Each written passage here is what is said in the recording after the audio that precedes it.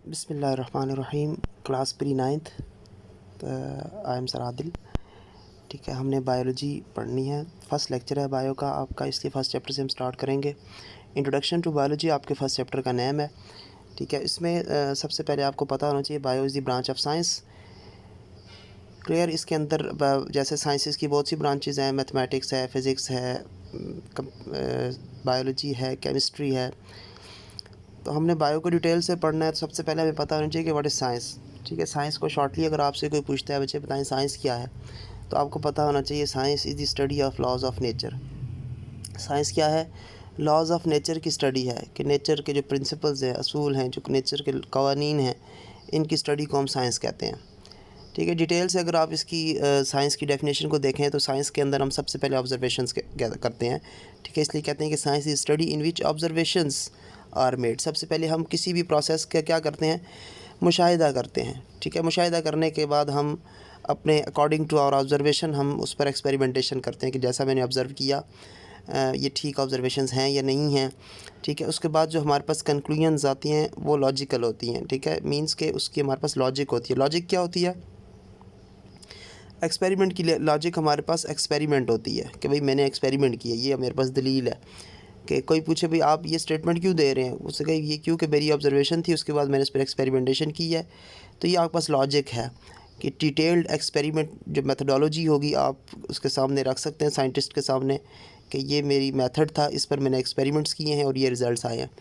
तो ये आप नहीं कि आप एक लेमैन स्टेटमेंट नहीं देंगे। ठीक है, आप एक साइंटिफिक स्टडी कर रहे हैं, साइंस है, तो इसके अंदर आप स्टेप्स में चलेंगे।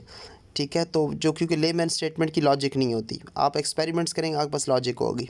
तो बहरहाल इसकी इतनी डिटेल में जाने की ज़रूरत नहीं है, लेकिन are drawn in order to understand the principles of nature. हमने ये क्यों किया, ऑब्जर्वेशंस क्यों की, हमने एक्सपेरिमेंटेशन और उसके बाद कंक्लूजन्स अपनी निकाली, just to understand the principles of nature. कुदरत के कवानीन को समझने के लिए, अंडरस्टैंड करने के लिए। नेचर ने प्लांट्स को बनाया है, प्लांट्स डे बाय डे अपने साइज़ को इंक्रीज़ कर रहे हैं। अब प्लांट्स साइज़ को कैसे इंक्रीज़ कर रहे हैं, इनमें कौन से प्रोसेस हो रहे हैं? ठीक है, अब हमने ऑब्ज़र्व तो कर लिया। ठीक है, साइंस जो है ना प्लांट साइज़ को इंक्रीज़ कर रहे हैं, ये लॉ ऑफ नेचर है। लेकिन आप इसके अंदर जाइलम है, इसके अंदर फ्लोएम है, ये आप पढ़ेंगे डिटेल से। रूट से ये जो है वो फूड ले रहे हैं, अपनी गैशियस एक्सचेंज कर रहे हैं थ्रू स्टोमेटा। तो ये सारे जो नेचर ने सिस्टम बनाया हुआ, जो लॉज है नेचर के, इसको आप अंडरस्टैंड करेंगे तो ये है कि science laws of to understand the laws of nature. Second paragraph में हम आ जाते हैं कि इन एंशियंट टाइम्स का, तो पुराने औकात वक्तों में ऐसे होता था कि साइंटिफिक इन्फॉर्मेशन को क्लासीफाई नहीं किया गया था, आर नॉट क्लासीफाइड। ठीक है, डिफरेंट ब्रांचेस में इनको हमने क्लासीफाई नहीं किया था एज इट एग्जिस्ट टुडे, जैसा कि आज है, ऐसा पहले नहीं था। All the scientific information was included under one head. जितनी भी साइंटिफिक इन्फॉर्मेशन थी, मालूमात थी, जितने भी साइंसिस को, साइंटिस्ट को, वो सारी हम अंडर वन हेड, ठीक है, एक ही सब्जेक्ट में हम उसको साइंस कहते हैं, भाई सारी साइंस है। ठीक है, with the passage of time scientific information increased many folds. ठीक है, बहुत जो है वो साइंटिफिक इन्फॉर्मेशन इंक्रीज़ हो गई। तो इस इनॉर्मस साइंटिफिक नॉलेज को, बहुत ज़्यादा साइंटिफिक नॉलेज को क्लासीफाई करने की ज़रूरत थी। तो इसको क्लासीफाई किया गया बायो में, फ़िज़िक्स में, केमिस्ट्री में और मैथमेटिक्स में, और भी ब्रांचेज़ हैं बायो की। ठीक है, तो उसमें की सब ब्रांचेज़ आ जाती हैं। तो हमने क्योंकि बायो पढ़ना है, बायो में सबसे पहले आप एक वन स्टेटमेंट डेफिनेशन बायो की, it's scientific study of life. ठीक है, सिर्फ लाइफ नहीं कह सकते हम, study of life is called as biology.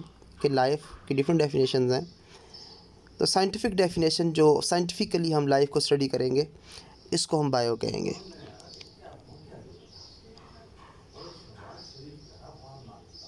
The word biology has been derived from two Greek words. ये जो बायोलॉजी वर्ड है ये टू ग्रीक वर्ड से निकला है। ये फर्स्ट जो बायो है, BIO बायो, इसमें ये आया है एक ग्रीक मतलब यूनानी वर्ड से बायोस। ठीक है, और लाइफ जिसका मतलब है लाइफ। और सेकंड वर्ड है लोगोस, जो लोजी है, LOGY लोजी, ये आया है लोगोस से। मीनिंग थॉट और रीजनिंग, स्टडी, डिस्कशन। ठीक है, इसके लोगोस के मीनिंग है, मीन्स बायोस से निकला है जिसके मतलब लाइफ, और लोजी लोगोस से आया है जिसका मतलब है रीजनिंग, थॉट और स्टडी। तो इससे हम कह सकते हैं कि स्टडी ऑफ लाइफ, क्योंकि फिर ये साइंस की ब्रांच है, इसलिए हम इसके साथ साइंटिफिक मस्ट लगाएंगे। Scientific study of life is called as biology.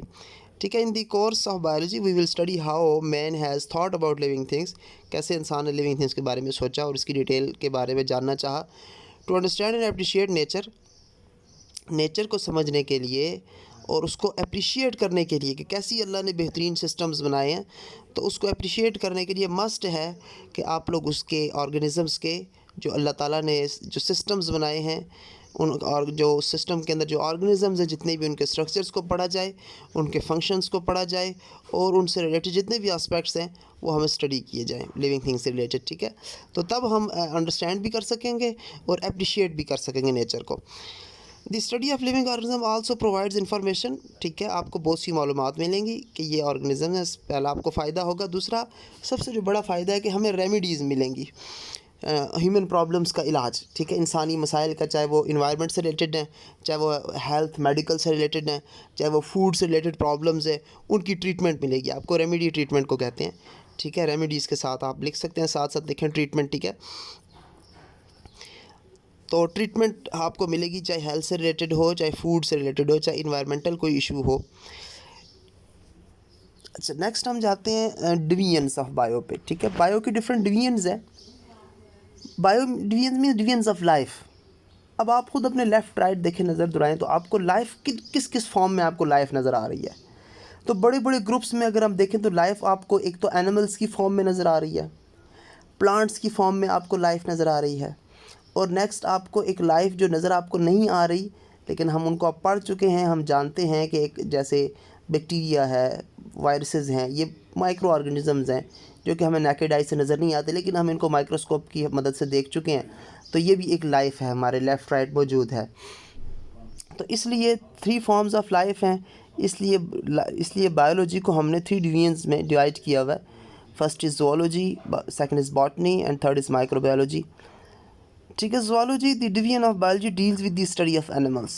जू से याद रखें आप, स्टडी जू में एनिमल्स होते हैं, तो study of animals is called as zoology. Next botany है, it is the study of plant. ठीक है, division of biology deals with the study of plants is called as botany. Microbiology, micro means small, bio means living things, logy means study of small organisms, micro organisms. कौन से organism? Micro organism, for example bacteria. In order to study all the aspects of life, these divisions are further divided into different branches as defined below. ये जो तीनों divisions हैं ये further divide है। ठीक है, इन तीनों डिवीजन्स की आगे ब्रांचेस हैं। ये तो डिवीजन्स थी, आगे मज़ीद इनकी क्या है? ब्रांचेस। ब्रांचेस में सबसे पहले मॉर्फोलॉजी है। मॉर्फो शेप को कहते हैं, ये याद रखिएगा। Morpho means shape. The branch deals with the study of form. Form means shape and structure, that is external structure. इसमें ये शेप ही है, मतलब आउटर शेप आपको, एक्सटर्नल स्ट्रक्चर की study of living organisms. Clear है ये बात कि लिविंग ऑर्गेनिज्म की शेप क्या है? वो रॉड शेप्ड है, वो राउंड है, वो सर्कुलर है, वो स्पाइरल शेप्ड है, किस शेप में? हाइटेड है, स्मॉल है, लार्ज है। ठीक है, आइज़ हैं, लेग्स हैं। तो ये जो शेप है उसकी स्टडी को हम कहते हैं मॉर्फोलॉजी। क्लियर है? स्ट्रक्चर के साथ आप बेशक एक्सटर्नल लिख लें अपनी अंडरस्टैंडिंग के लिए, लेकिन आप नेक्स्ट जब इनाटमी की ब्रांच को की डेफिनेशन को पढ़ेंगे तो आपको खुद ही समझ आ जाएगी कि दी इनाटमी जो नेक्स्ट है, anatomy the study of internal structure is called as anatomy, study of internal structure of living organisms. ठीक है, इंटरनल स्ट्रक्चर की जो स्टडी है वो इनाटमी है, जो एक्सटर्नल स्ट्रक्चर है वो मॉर्फोलॉजी है। ठीक है, इंटरनल स्ट्रक्चर पे अंदर क्या है जी? ऑर्गन्स के का हार्ट की स्टडी, और नेक्स्ट उसके अंदर मज़ीद डिटेल, हार्ट के अंदर चैम्बर्स और इस तरह स्टमक के अंदर जो इंटरनल जो स्ट्रक्चर है जितना भी, उसकी स्टडी क्या है? उसके अंदर स्केलेटन हमारा आ जाता है, स्केलेटल सिस्टम सारा एनाटॉमी में आ जाता है। तो इंटरनल स्ट्रक्चर की स्टडी एनाटॉमी है। अच्छा, हिस्टोलॉजी, हिस्ट हमेशा हिस्ट याद रखें, हिस्ट टिश्यू को कहते हैं। हिस्ट का मतलब होता है टिश्यू, लॉजी मतलब स्टडी ऑफ टिश्यूज़। ठीक है, टिश्यूज़ की डेफिनेशन आपको पता होना चाहिए कि सेम सेल्स मिलकर टिश्यू बनाते हैं। तो टिश्यू क्योंकि हम विदाउट माइक्रोस्कोप टिश्यू को स्टडी नहीं कर सकते डिटेल से, ठीक है, उसके अंदर छोटे सेल्स हैं जिनकी डिटेल पढ़ने के लिए हमें माइक्रोस्कोप की ज़रूरत पड़ेगी। इसलिए डेफिनेशन के अंदर ही साथ लिख दिया गया कि microscopic study of tissues is called as histology. आप ये बड़ी बड़ी हॉस्पिटल के अंदर जो लैब्स होती हैं इनके अंदर जाएं आप लोग, तो एक हिस्टोलॉजी का डिपार्टमेंट होता है, ठीक है, जहाँ पर हेमाटोलॉजी, क्लिनिकल पैथोलॉजी, माइक्रोबायोलॉजी इनके डिपार्टमेंट्स होते हैं ना लैब में, ठीक है। हेमाटोलॉजी हीम ब्लड को कहते हैं, तो वहाँ ब्लड से रिलेटेड सारे टेस्ट होते हैं। माइक्रोबायोलॉजी डिपार्टमेंट होता है, वहाँ पर डिफरेंट सैंपल्स आते हैं जिसके अंदर उन्हें कल्चर लगा कर बैक्टीरिया को देखना होता है कि अगर फॉर एग्जांपल किसी कोई डिजीज़ है, स्पुटम की लंग्स की डिजीज़ है, तो स्पुटम बलगम ला कर उसको देखा जाएगा इसमें कौन कौन से बैक्टीरिया आ जाएँ, ठीक है। फिर एक डिपार्टमेंट हिस्टोलॉजी होगा, वहाँ पर आप ज़रूर जाके उसको देखें। और वहाँ ये आपको एक प्रैक्टिकल वर्क के तौर पर किसी, आप बेशक POF हॉस्पिटल की लैब में जाएं, AWC हॉस्पिटल की लैब में जाएं, हिस्टोलॉजी डिपार्टमेंट में जाएंगे, आप उनसे पूछेंगे यहाँ पर क्या होता है, वो आपको एक वर्ड बताएंगे कि यहाँ पे बायोप्सी स्टडी होती है। बायोप्सी कहते हैं पार्ट ऑफ टिश्यू जो आप एग्जामिनेशन के लिए लैब में ले जाया जाता है, उसमें बायोप्सी कहते हैं टिश्यू के। तो वो टिश्यू की जहाँ पर स्टडी होगी वो हिस्टोलॉजी होगा। Cell biology, cell as name indicates, cell का सब कुछ पढ़ेंगे आप, सेल से रिलेटेड, सेल का चाहे स्ट्रक्चर हो कि सेल कैसा स्ट्रक्चर है सेल का, उसका फंक्शन क्या है, ये सेल करता क्या है, उसके अंदर ऑर्गेनेल्स कौन कौन से हैं, और प्लस फोर्थ थिंग जो इसके अंदर आती है वो है सेल डिवीजन। ये चार की चार चीज़ें हम सेल बायोलॉजी में पढ़ेंगे कि सेल का स्ट्रक्चर कैसा है, शेप कैसी है, लॉन्ग है, लार्ज है, राउंड है, फिर उसका फंक्शन क्या है। जैसे नर्व सेल का काम है message brain to body, body to brain, ठीक है। जैसे स्टमक के सेल्स हैं डिफरेंट एंजाइम्स बना रहे हैं जो कि डाइजेशन में हेल्प करते हैं। लिवर के सेल्स हैं, उन्होंने स्टोर किया हुआ है डिफरेंट चीज़ों को, ठीक है। इस तरह सेल का फंक्शन पढ़ना, और उसके बाद उसके ऑर्गेनेल्स कौन कौन से हैं, माइटोकॉन्ड्रिया सेल ऑर्गेनेल है, न्यूक्लियस है, ठीक है, उसका ऑर्गेनेल्स, प्लस फिर सेल डिवाइड कैसे होता है, 1 से 2 सेल कैसे बन जाते हैं। तो ये 4 थिंग्स जो हैं ये सेल बायोलॉजी के अंदर आती हैं, पॉइंट्स की फॉर्म में आप याद रख सकते हैं इसको। अच्छा, नेक्स्ट है जो फिजियोलॉजी। फिजियोलॉजी आप फिज़िक से याद रखें, फिज़िकल, ठीक है। उसमें parts of body living organism की स्टडी किए जाते हैं। जस्ट मतलब जैसे आर्म की मूवमेंट कैसी है, आर्म ठीक है नहीं है, आई साइट कैसी है, सही नज़र में आता है नहीं आता, और हियरिंग पावर कितनी है, सुन सकते हैं नहीं सुन सकते, बॉडी पार्ट, लेग की मूवमेंट कैसी है, आर्म मूवमेंट कैसी है, फुट मूवमेंट कैसी है।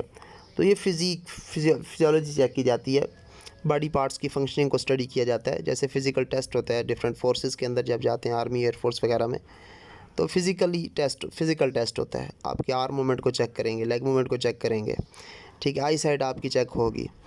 तो physiology the study of the function of different parts of living organisms, ठीक है। लिविंग ऑर्गेनिज्म जो पार्ट्स ऑफ बॉडी हैं उनकी स्टडी को हम क्या कहेंगे, फिजियोलॉजी। अच्छा, नेक्स्ट अगर हम देखें तो स्टडी ऑफ जीन्स आ जाती है, जेनेटिक्स, ठीक है। जेनेटिक्स क्या है, the study of genes. Genes क्या चीज़ें हैं, जीन्स क्या होते हैं, ठीक है, and their roles in inheritance, और विरासत में इनका क्या हिस्सा है, ठीक है। इनहेरिटेंस मींस, इनहेरिटेंस की फिर आगे डेफिनेशन लिखी हुई है कि transmission of characteristics from one generation to the another to other generation, ठीक है। तो अदर जनरेशन के अंदर पेरेंट्स से उनके ऑफस्प्रिंग में, अब बायो आप लोग क्योंकि आपने अभी अभी स्टार्ट किया, तो जो हम नेक्स्ट जो जनरेशन जो चिल्ड्रन होते हैं पेरेंट्स के, अब हम उनको बायो में आके चिल्ड्रन नहीं कहेंगे, ठीक है। बायोलॉजिकल वर्ड हम यूज़ करेंगे ऑफस्प्रिंग। ऑफस्प्रिंग का मतलब होता है नेक्स्ट जनरेशन, ठीक है। पेरेंट्स के आगे जो बच्चे होते हैं उनको आप जब बायोलॉजिकल वर्ड में पढ़ेंगे तो उसको ऑफस्प्रिंग कहेंगे। तो आगे जितने भी लेक्चर्स होंगे उसमें हम वर्ड ऑफस्प्रिंग यूज़ करेंगे, ठीक है। इसके लिए वर्ड ऑफस्प्रिंग या अपनी बुक्स पे आप लोग लिख लें, ठीक है, OFFSPRING, ठीक है। ऑफस्प्रिंग हम यूज़ करेंगे वर्ड, इसको आपने जो है वो ध्यान रखना है इस चीज़ का, ठीक है। Inheritance means the transmission of characters from one generation to other, ठीक है। एक जनरेशन से, पेरेंट्स से, जो उनके ऑफस्प्रिंग के अंदर उनके कैरेक्टरिस्टिक्स चले जाते हैं, खसूसियात जो चली जाती हैं, इसको इनहेरिटेंस कहते हैं। क्लियर है ये बात। तो जेनेटिक्स में हम क्या स्टडी कर रहे हैं कि जीन्स क्या चीज़ है, ठीक है, जीन्स क्या चीज़ है और इसके अंदर हम इनका इनहेरिटेंस में क्या रोल है, कैसे जीन्स की मदद से इनहेरिटेंस मतलब जो कैरेक्टरिस्टिक्स कैसे जीन्स के ज़रिए ट्रांसफ़र हो जाते हैं, ठीक है। इसको हम डिटेल से जेनेटिक्स के अंदर पढ़ते हैं, study of genes and their role in inheritance, कि कैरेक्टरिस्टिक्स को ट्रांसफ़र करने के अंदर जीन्स का क्या किरदार है, इसकी स्टडी है जेनेटिक्स। आगे एम्ब्रियोलॉजी है, ठीक है। Embryology it is the study of the development of an embryo to new individual. Embryo क्या चीज़ है, एम्ब्रियो आप क्या smallest form of organism, smallest form में अभी ये मदर बॉडी के अंदर ये जस्ट बनना स्टार्ट हुआ है ऑर्गेनिज़म, तो उस फॉर्म को हम एम्ब्रियो कहते हैं, ठीक है। एम्ब्रियो का साइज़ इंक्रीज़ होगा, बोन्स बनेंगी, बोन्स बनने के बाद फुल एक ऑर्गेनिज़म बनेगा, तो इसके अंदर डिफरेंट डेवलपमेंटल स्टेजेस आएंगी कि वो एम्ब्रियो था, उसका साइज़ इंक्रीज़ होना, उसके अंदर ऑर्गन्स का बनना, फिर उसके अंदर बोन्स का बनना, ये जितने भी बीच में स्टेप्स आएंगे इनकी स्टडी एम्ब्रियोलॉजी है, ठीक है। The study of the development of an embryo to new individual, पूरा इंडिविजुअल कहते हैं फ़र्द बनना, पूरा एम्ब्रियो से लेकर पूरा एक फ़र्द बनने तक, पूरा ऑर्गेनिज़म बनने तक जितनी भी दरमियान में स्टेप्स आए हैं उनकी स्टडी को हम एम्ब्रियोलॉजी कहते हैं, ठीक है। एक छोटा सा ऑर्गेनिज़म जो मदर बॉडी के अंदर बनना स्टार्ट हुआ या एग के अंदर बनना स्टार्ट हुआ, इन दी फॉर्म जो है चिकन की फॉर्म में देखें, एग के अंदर जो है वो ऑफस्प्रिंग बनना उसका स्टार्ट हुआ, उससे लेकर पूरा एग हैचिंग होगी, एग से ऑफस्प्रिंग बाहर आएगा, इसके दरमियान जितने भी स्टेप्स आए हैं उन सब की स्टडी को हम एम्ब्रियोलॉजी कहते हैं। एम्ब्रियो टू न्यू एम्ब्रियो से लेकर न्यू इंडिविजुअल बनने तक के स्टेप्स, डेवलपमेंटल स्टेप्स इनको कहते हैं, ठीक है। उनकी स्टडी एम्ब्रियोलॉजी। आगे हम कहते हैं टेक्सोनोमी और टेक्सोनोमी भी कहते हैं इसको, टेक्सा ग्रुप को कहते हैं, ठीक है। It is the study of the naming and classification of organism into groups and सब ग्रुप्स, क्लासिफिकेशन करना ऑर्गेनिजम्स की, जैसे दुनिया के अंदर जितने भी ऑर्गेनिज्म हैं उनको हमने 5 बड़े बड़े ग्रुप्स के अंदर डिवाइड किया हुआ है, हम पढ़ेंगे किंगडम सिस्टम। तो क्लासिफाई करना ऑर्गेनिजम्स को, क्लासिफाई हमेशा जब भी किसी चीज़ को करते हैं इसलिए करते हैं कि हमें उनकी स्टडी आसान हो जाए हमारे लिए और उनकी सिमिलैरिटीज़ का हमें पता चल जाए, सिमिलर चीज़ें एक ग्रुप में रख दी जाएँ। तो ऑर्गेनिजम्स भी बहुत ज़्यादा हैं, ठीक है, इसलिए उनको हमने क्लासिफाई करना है और क्लासिफाई करके उनकी हर क्लास को नेम दे देना, ठीक है। तो ऑर्गेनिज्म की क्लासिफिकेशन और उनकी नेमिंग्स जो हैं और उनके जो ग्रुप्स एंड सब ग्रुप्स में डिवाइड किया जाता है, इन सब की स्टडी हम टेक्सोनोमी कहते हैं। पिलियंटोलॉजी कहते हैं स्टडी ऑफ फॉसिल्स को, स्टडी ऑफ फॉसिल्स। फॉसिल्स क्या है, ठीक है, fossils are the remains of extinct organisms. Extinct organisms कौन से होते हैं, जो ख़त्म हो चुके हैं, जो अब दुनिया में मौजूद नहीं हैं, उनको हम एक्सटिंक्ट ऑर्गेनिज्म कहते हैं, जो अभी ख़त्म हो चुके हैं। उनके जो रिमेन्स हैं, बकाया जात हैं, उनको हम फॉसिल्स कहते हैं। और उन फॉसिल्स की स्टडी हम करते हैं कि ये एनिमल या कोई भी ह्यूमन है या कोई भी ऑर्गेनिज्म है, ये कितने साल पुराना है, ठीक है, इसका साइज़ क्या था, और ये सारी जो स्टडी होती है फॉसिल्स की, इसको हम कहते हैं पिलियंटोलॉजी। आगे है environmental biology. Environmental biology, it deals with the study of the interaction between the organisms and their environment, कि organisms के organisms का अपने environment के साथ क्या relation है, क्या interaction है, ठीक है। plants का एक अपना interaction है, animals का और organisms का अपना interaction है। तो जो organisms का environment के साथ जो interaction है, जो ताल्लुक़ है अपने environment के साथ, उसकी हम स्टडी करते हैं, इसको हम कहते हैं इन्वायरमेंटल बायोलॉजी। अगर सोशो बायोलॉजी सोशल से है, socio biology deals with the study of social behaviour of the animal that make societies, बहुत इंपॉर्टेंट है ये, ठीक है। सोशल बिहेवियर ऑफ एनिमल, ठीक है। देखिए हम एक इन्वायरमेंट के अंदर एनिमल्स रह रहे हैं, हर एक एनिमल का दूसरे एनिमल के लिए एक बिहेवियर है, वो बिहेवियर पॉजिटिव भी हो सकता है, बिहेवियर नेगेटिव भी हो सकता है, ठीक है। जैसे माउस एंड कैट, ठीक है, इनका क्या है कि ये एक नेगेटिव किस्म का बिहेवियर है कि कैट जो है वो माउस को जहाँ देखे वो उसको नहीं छोड़ेगी। ये एक बिहेवियर है, इससे सोसाइटी बनती है। हम कहते हैं ना कि इंसानों की इखलाकियात से और उनके जो हरकत और सकनात हैं उनसे एक मुआशरा बनता है। वहाँ पे चोर इकट्ठे हो जाएंगे, कहते हैं मुआशरा ठीक नहीं है, चोर हैं सारे यहाँ पे। तो इसी मतलब कि बिहेवियर जो होता है किसी भी ऑर्गेनिज़म का, सारे ऑर्गेनिज़म्स का बिहेवियर मिलकर एक सोसाइटी बनेगी।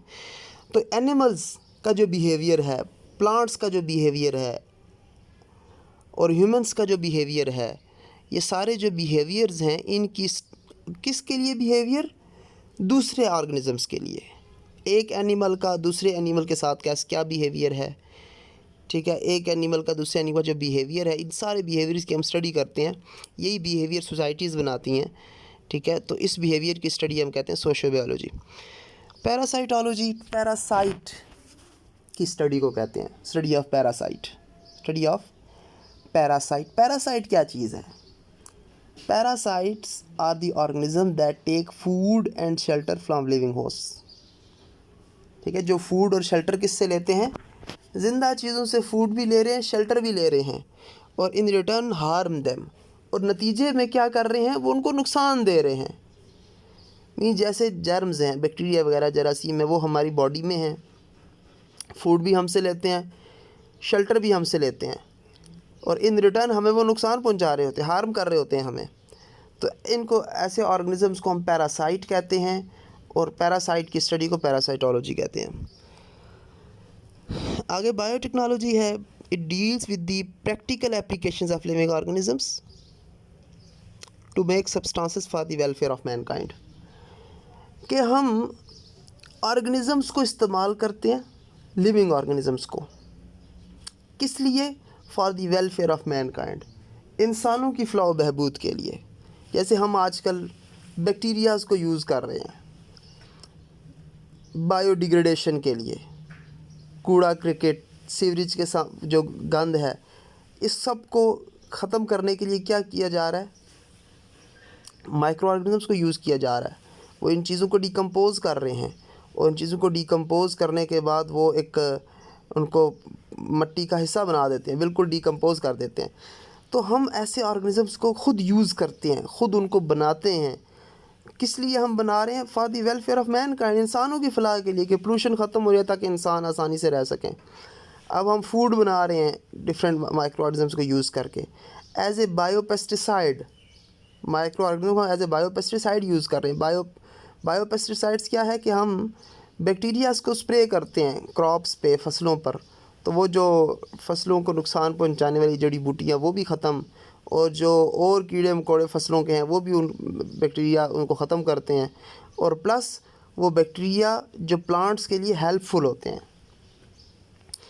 तो बहरहाल सिंपली ये कि हम ऐसे practical application of living organisms, कि लिविंग ऑर्गेनिजम्स की प्रैक्टिकल एप्लीकेशन, ठीक है, उनको इस्तेमाल करना practically for the welfare of, ऐसे टू मेक सब्सटेंसेस की ऐसी चीज़ें बनाएं that are for the welfare of mankind, जो इंसानों के लिए बेहतर है।